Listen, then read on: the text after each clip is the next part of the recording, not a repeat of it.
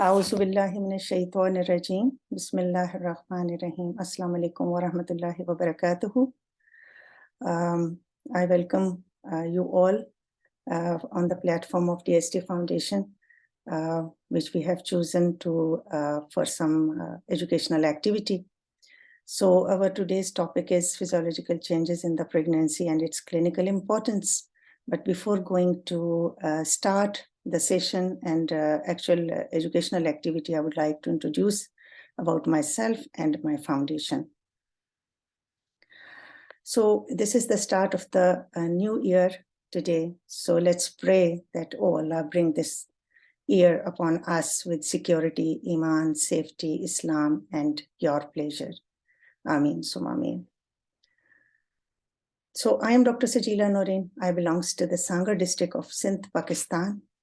I did my matric from the Government Girls High School, Sangar, and intermediate from the Nazrut College, Hyderabad, Sindh.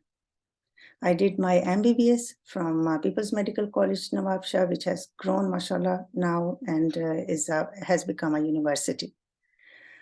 I worked at Civil Hospital, Karachi, and Dow University of Health Sciences. And I did my MCPS and FCPS from Pakistan and MRCOG from London. Right now, I am working as a consultant OB-GYN in Saudi Arabia. As far as my DST Foundation is concerned, this is a Dr. Sajeela Noreen and Tahir Mahmood Foundation. Tahir Mahmood is my husband that we have established in 2022, and our logo is Better Tomorrow. It's a newly born platform based in Sangar, which is one of the districts of the Sindh. It's not registered yet, and it is not funded by anybody. It is run by my family and friends, and it is for the welfare of our people. Projects under the umbrella are health, which is limited to the Sangar city, education and help in need, that is for all. And amongst the education, we have started with 2 programs, and both programs are online. One is related with the Quran education, that is Aao Quran Samjhe, and the other one is the CME program for the GPs. So this is all about the introduction, a brief introduction about myself and the foundation. So let's start with the learning objectives of today's topic. So describe the physiological changes in pregnancy in terms of cardiovascular, respiratory, hematological, GIT, endocrine, dermatological, and musculoskeletal system. Understand the impact of these changes on the management of pregnant women. So why these changes are happening in the pregnant body of a pregnant woman, and how these changes impact the health of a woman, and how they are important for a doctor or for a doctor being OB-GYN especially. So pregnancy induced many changes in the woman's body and the physiology. So changes start before the pregnancy is clinically detected. These changes are hormone mediated, and there are 3 hormones which play the major role throughout the pregnancy. And they are basically human chorionic gonadotrophin. In short, we are calling it as a beta-HCG, estrogen, and progesterone. Other than that, 3 main hormones, the human placental lactogen, which is a placental hormone, also has some role or important role in the pregnancy. Goal of these changes to optimize maternal conditions for fetal growth and prepare for the delivery. So this is why these changes are happening. Let's have a quick revision how the life starts. As you know, that from in the middle of the cycle, the ova released from the ovary and gets entered into the fallopian tube. And in the initial 4 days, it stays almost there. At the time when the sperm is there, and it's fertilized the ova, it immediately starts changes and multiplying the cells in itself. So at the time of day 3 or 4 after the fertilization, it passed through the 2 and 4 cell stage and then ends up on 8 cell stage when it is near to the uterus. At day 4 and 5, in between that, it enters into the uterus, as you can see over here. But once it enters into the uterus, after the day 5, some more changes happens inside the zygote, and it empty space develops in the center, and at this stage, what we call blastocyst. This blastocyst keep multiplying cells at its periphery, and it get implanted on the day 8 or 9 of the fertilization. Here you can see the endometrium, and here you can see the growing blastocyst. So this is the fetal pole, or you can say the early inner cell mass. So once it get implanted into it, these peripheral cells, they keep growing and they convert into 2 portions. That is what we call cytotrophoblast and syncytiotrophoblast. This is very important portion of growing cells which produce the hormones which carry the pregnancy in future. So we will just see the role of one by one all the hormones. Until unless we will not understand what these hormones are doing, many of the things probably will not be able to understand. So the first most important hormone is the human chorionic gonadotrophin, that's beta-HCG. It is secreted from the syncytiotrophoblast, as I have shown you, at the periphery of the growing blastocyst. First appeared in the blood.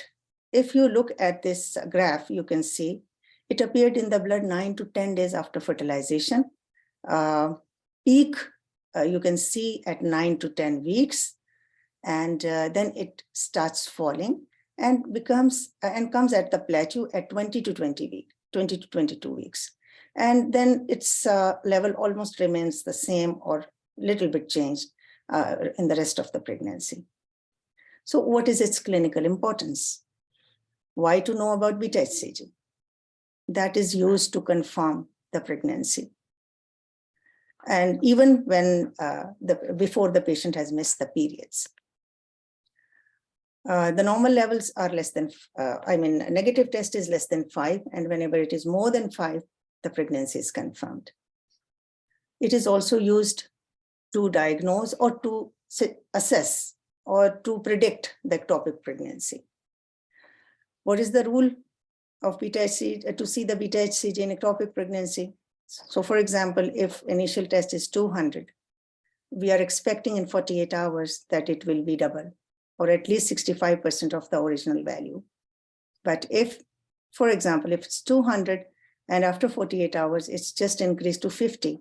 So this is far less than the 65%. So in that case, that raises the suspicion of the ectopic pregnancy.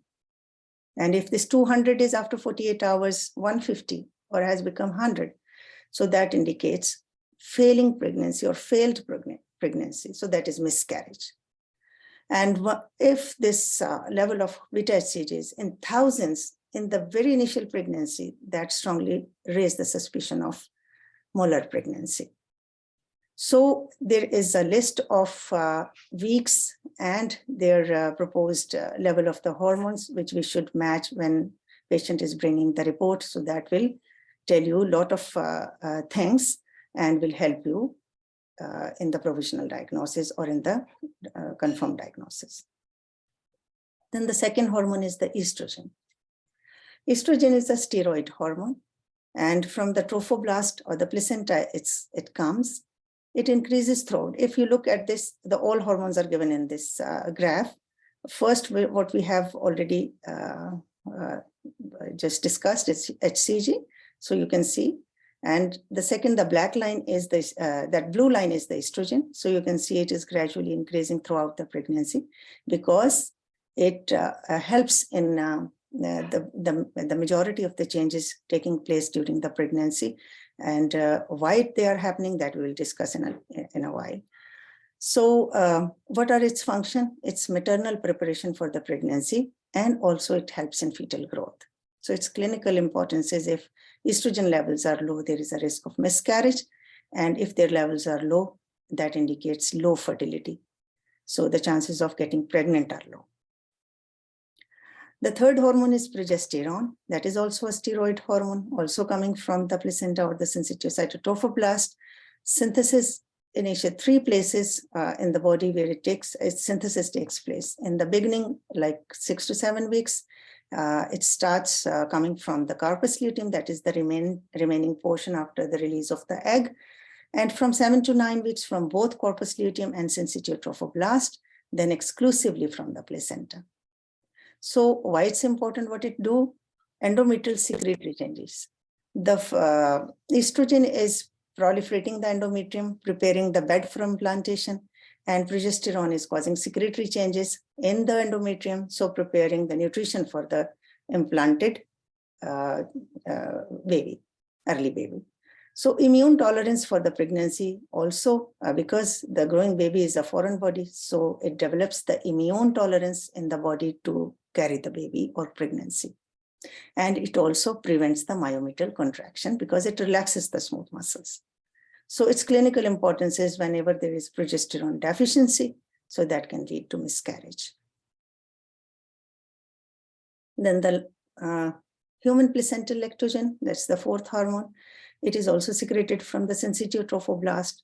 It increases throughout the pregnancy, and its levels are maximum seen in the 3rd trimester. So what it do, it antagonizes the functions of the insulin, predispose women to high sugar levels, and its clinical importance is that it makes the pregnant lady prone to have glucose intolerance or gestational diabetes if it is associated with some risk factors in the woman. Comes to the skin changes. When some women get pregnant, so what skin changes develops? So there is a brown or the yellow patches on the skin, mainly on the skin of the face, but it can develop at any other part of the body as well. Acne, that is the pimples, mostly on the face, but it may be on the back of the skin, on the back or in the front chest. And they are just under the influence of the estrogen hormone. Linea nigra is the dark line which see in the center of the belly, and it is because of the increased deposition of the melanin. And this is all these 3 things like brown patches, acne, or linea nigra. They once the pregnancy is over, they automatically these changes they revert within 2 to 3 months. Stretch marks, as you can see, in the tummy, but it can be in the other parts of the body as well. So this is sometimes needs vitamin E lotions, or there are some hyaluronic and collagen local applications are also available. This is due to the overstretching of the abdominal wall, and that can lead to weakening of the collagen connections. So sometimes hyaluronic acid and local applications also help. Dark color areola, that is the normal finding, nothing to do with that. And Montgomery tubercles may also be seen over there. That is the preparation for the breastfeeding. Spider nevi are the radiating blood vessels randomly seen over the skin. This is also normal finding and indicates increased blood flow over the skin. So most of these changes, they are they reverse once the pregnancy is over. They do not need special treatments, but if some woman is more concerned about the patches or acne or this, so we can offer them supportive treatment like some bleach or some kind of cosmetic assistance. What cardiovascular changes takes place in the pregnant lady? That is, if you look at the picture, this is the heart and this is the big vessels. These are big vessels. And on the other hand, beside that, the picture is showing the pattern of blood pressure throughout the pregnancy, systolic and diastolic both. So basically what happens, the cardiac output increases, and that is because of the increased heart rate and increased stroke volume. So this is to cope up the demands of the growing baby and growing body of the woman. And because of the progesterone, there is a relaxation of the smooth muscles all over the body and also in the blood vessels as well. So that will reduce the systemic resistance, and that will leads to drop in the blood pressure. But how much drop has to be taken at normal? So if you have seen any lady in the beginning of the pregnancy, or pre-pregnancy. So her blood pressure is, for example, 120/80. So during the pregnancy, that drop could be at 10 to 15 millimeter of mercury from the pre-pregnancy level. So it could be 110 and over 70. Increased after for 24 to 28 weeks, keeps increasing gradually, but it will never come back to pre-pregnancy levels.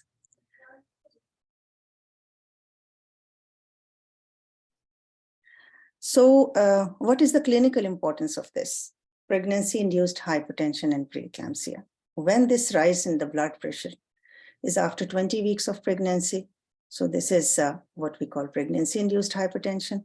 And according to the new guidelines, previously we used to define that if there is a rise in the blood pressure and proteinuria after 20 weeks, that's preeclampsia. But according to the new NICE guideline, proteinuria is not mandatory if high blood pressure is associated with any derangement of the function of the organ, like renal function, liver function, or blood parameters, or the baby growth. So that is preeclampsia.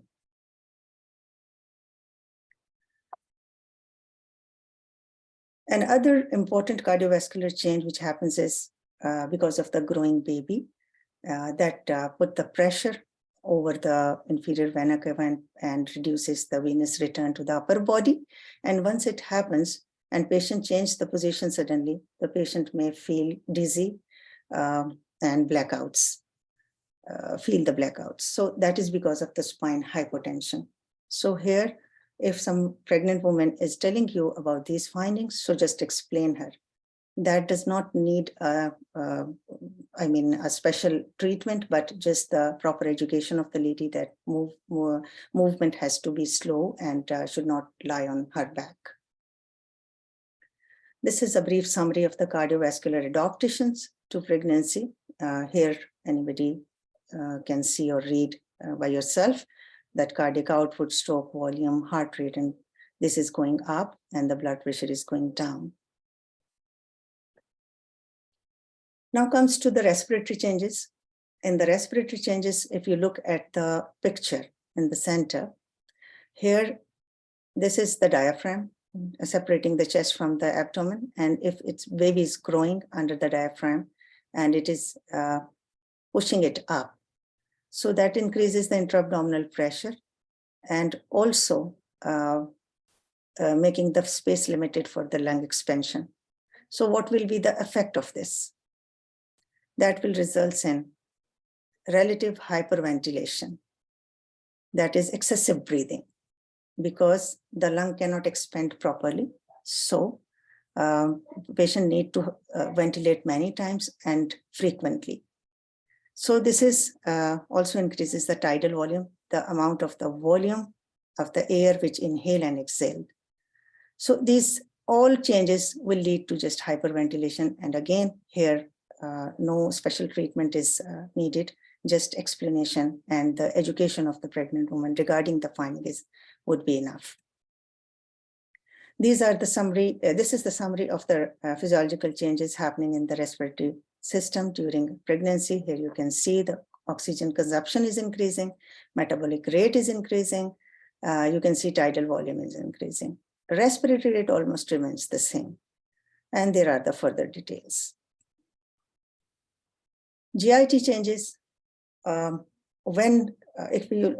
you just focus on the picture, you can see the growing baby, how it's compressing the stomach.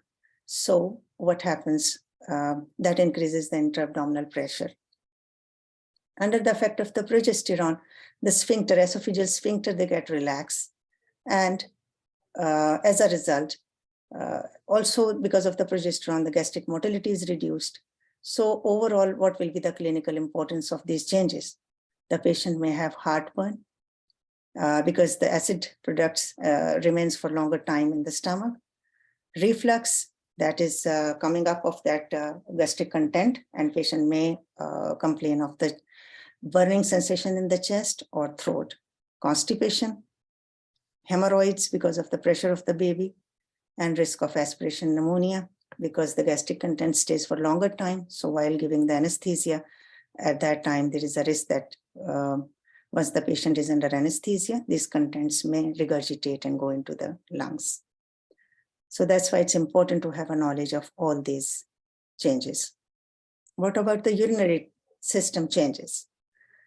If you look at the picture, the kidney, that size of the kidney increased. The blood flow to the kidney, this is what we call renal plasma flow, that also increased. And because of that, the creatinine clearance will also increase. So if creatinine clearance and plasma flow is more through the kidney, so definitely it will reduce the level of blood urea and nitrogen, creatinine and uric acid. Blood, as far as the sugar is concerned, the glucose secreted heavily in the urine, but actively reabsorbed as well. So as a net result, when you look at the urine analysis, there should be no urine, there should be no glucose normally in the urine. Protein remains unchanged. Sodium and water retention slightly happens, and that is the reason to have an edema. Hypertrophy of the kidney that reversed in 3 months post-delivery. Ureteric dilatation, sometimes reported in the ultrasound, 90% more on the right side. The clinical importance of all these findings are that frequency of the urine, patient will complain.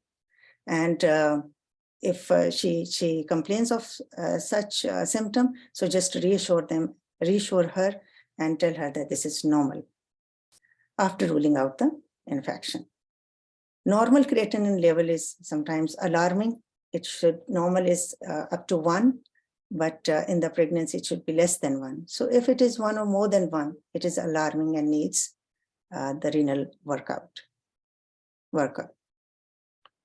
Here you can see the summary of the physiological changes in the pregnancy.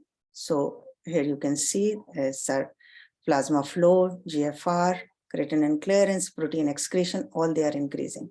Protein excretion is increasing, but it is less than 300. So whenever this 300 milligram per 24 hours level is crossed, that is called proteinuria, and that is pathological. And rest of all the things, urea, creatinine, bicarb, uric acid, all are coming down. So this is the urine analysis report. So you can compare the reference range with the value, and you can assess what are the important things and what are the normal findings. Hematological changes. What hematological changes are happening? There is plasma, which increases up to 50%, but the red blood cell increases up to 30% only. So that will lead to dilution of the blood. So because of that, the hemoglobin becomes low. Hematocrit, that is the number of cells per unit of ml, that also drop up to 15% because the globulins, that is the protein content of the blood, increases. If you look at the blood CBC report, so MCV and MCHC remains unchanged. I will just tell you what is the importance of this. And WBC count 11 to 16,000 is a normal values. Platelet remains unchanged. ESR increased because of the increased globulins, and coagulation factor 7, 8, 9, 10 increased. So what is the clinical importance of these all changes? So patient will develop anemia, low hemoglobin. And the second thing, because of the increased clotting factor, she is at risk of developing deep vein thrombosis. So if you look at the complete blood picture, so first thing you see is hemoglobin.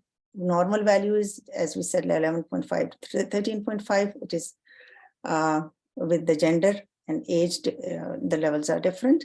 So result is 7.4. That means it is far low.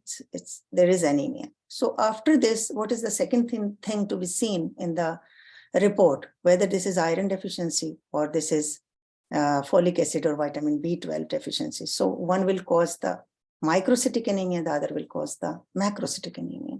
So the other thing is MCV. MCV is normal. If it is less than normal, small, so cell size is mean corpuscular volume of the RBCs is small, so that means it is a microcytic. Microcytic more goes towards the iron deficiency. But if it is more than normal, then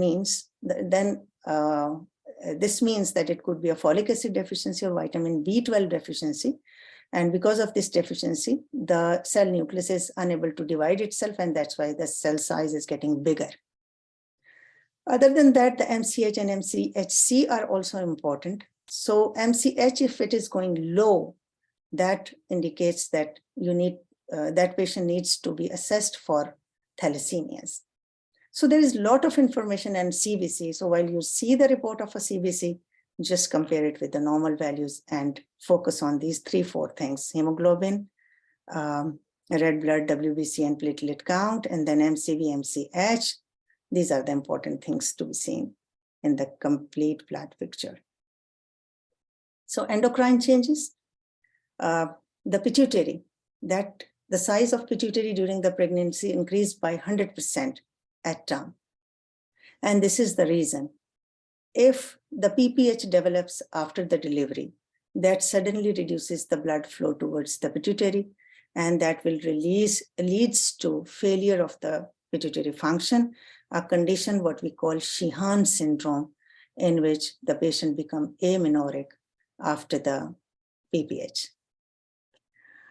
Increased size of the thyroid gland. So this thyroid will be obvious in some of the women. That is what we call goiter. Thyroid binding globulin, total T3, T4, they increased.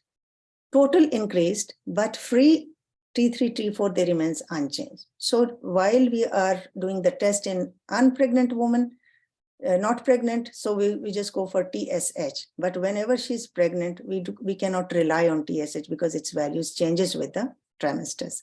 So that should be associated with levels of T3 and T4 as well. Then human placental lactogen, as I said, that makes the woman more prone to have gestational diabetes. Estrogen, progesterone, and beta-HCG we already discussed. And this is all about all hormones' clinical importance. What are the musculoskeletal changes? If you look at the picture, you will see that the weight gain is 10 to 15 kg during the pregnancy. The breast size, they increased. You see the stretch marks over the skin. The tummy is getting bigger, so the posture is more towards lordosis. And because of the retention of the water, the ligamentous bands at the wrist, they sometimes get tighter. And because of this odd posture, sometimes the compression of some important nerves takes place. And because of the excessive water in the body, sometimes the legs, they get swollen. So after getting all these changes, what happens? The patient may have low backache or low back pain, the calf cramps. Patient may have carpal tunnel syndrome because of the wrist tightness, and sciatica, that is the pain which is extending from the back and radiating to the back of the thigh. Okay, other than that, some gynecological changes also takes place in the body. That is enlargement of the breast, areolar pigmentation, and uterine hypertrophy. And uterine hypertrophy is just because to accommodate the growing baby. It is not just the muscles hypertrophy, there is muscle hyperplasia as well. So number of the muscle and size of the muscle, both are increasing. If you look at the cervical glands, the glands, they also become hypertrophy to secrete more mucus so that they can make a thick cervical mucus plug to prevent the infection from entering from the vagina in the uterus. So there are some normal flora in the vagina, what we call vaginal lactobacilli. They proliferate more. And when they proliferate, they make more lactic acid in the vagina and drops the vaginal pH to acidic. And that is also helpful in preventing the infection. So all these gynecological changes helps the woman to accommodate the pregnancy throughout 9 months and prevent the vaginal infections. So you can see that each and every change in the body of a pregnant lady is taking place for some purpose. If exclusively you look at the breast changes, so you can see that the yellow color discoloration, this is representing the fat deposition. So this is under the estrogen, influence of estrogen. The more fat is deposited over here, and that's why it gets bigger. And lactiferous ducts are also, their numbers increased. But as far as the alveoli are concerned, or the milk unit that is under the progesterone, that also get enlarged. Their cells, inner cells, they keep secreting the milk and in the center of the alveoli. And when baby delivers and we are putting the baby on breast, so with the first suckling stimulus, this oxytocin is released from the pituitary, and they act on these myoepithelial cells which are surrounding the alveoli, and that constrict or push the milk towards the ducts. So these all changes are to prepare for breastfeeding. Few metabolic changes also takes place in the body, like basal metabolic rate of the body that increase up to 30%. As far as the proteins are concerned, so if you look at term, the fetus and the placenta, they gain 500 grams of the protein. Maternal weight gain, that also carries 500 at least of the protein. In carbohydrates, hyperplasia and hypertrophy of the beta cells of pancreas increase the insulin levels. That favors the fat storage. So to ensure continuous supply of the glucose to the baby, this deposition of fats takes place. Total 3 to 4 kg of the average fat gain is happening, and mostly in the areas of the breast, hips, and thigh. Iron requirements also increases. Weight gain in the initial first trimester, there is a weight loss, but because of the nausea, vomiting. But in the later second and third trimester, 11 to 16 kg weight gains. The woman gains weight. So what's the clinical importance if the metabolic changes or the BMI or the overall BMI, basal metabolic rate is slow? So the woman get more weight, and bigger the mom, bigger will be the baby. So that will be a big baby. But if she's not taking proper nutrients, or its BMR is very high because of the hypothyroidism sometimes, so what will be the effect? The baby will be smaller. So that's what we call small for gestational age. Here, this is the overall some values I have put here for your clinical help, that what are the normal full blood count values and renal function and LFTs and TFTs. So in conclusion, physiological changes are to accommodate growing pregnancy. These changes are hormone mediated. Knowledge of these changes help to pick up any abnormality earlier, help you to counsel patients, which in turn increases patient satisfaction. So if you have got the answers of the patient's queries, so the patient will be satisfied, and you will also feel happy while you are treating and dealing with the patients. So this is that was the last slide. These are our references from where all information is taken. This is Catherine Nelson Piercy. This is a book by Catherine Nelson Piercy on medical disorders. This is an authentic book by RCOG. And the other one is the textbook of OB-GYN, that is Dewey's textbook, and some internet sources, especially the pictures I have taken from internet. So thank you very much for listening, and here the floor is open for questions.